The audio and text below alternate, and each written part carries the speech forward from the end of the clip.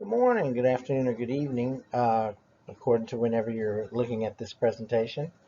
Um, Today we'll be talking about East Africa, and I just wanted to let you guys know that this is Wednesday of Holy Week, and so usually on Thursday of Holy Week we usually just have the Passion Play. So there'll be no presentation tomorrow, there'll be none Friday, and there'll be none Monday. But Tuesday we'll start up again. And I always worry because I'm just starting to get some of you guys on board. Don't forget, be sure and answer the questions and send the answers to me at cbaldwin@sacbstx.org. I am grading these. Okay? So, speaking of, let's do our question. Our questions from yesterday is, well, from CNN 10, on what body part would I find a pinna? And I kind of gave you a little clue there on the slide. Um, who was the ruler of Mali? What kingdom took the place of Mali?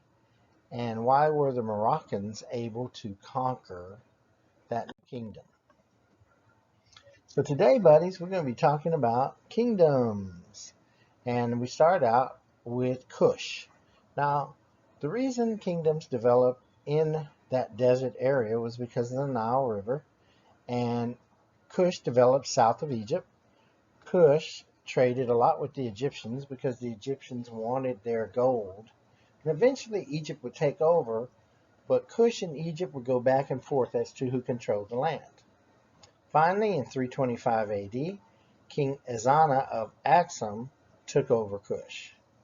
Now, Axum's wealth grew and it began building great stone pillars. That's the slide that you see over to the right-hand side at the top, above the graves of the great leaders, and these are called stels. Okay, Axum also was Christian in the 300s, and so the church you see off to the side is St. Mary's, and it goes all the way back to 300s AD. Of course, you know it's been renovated.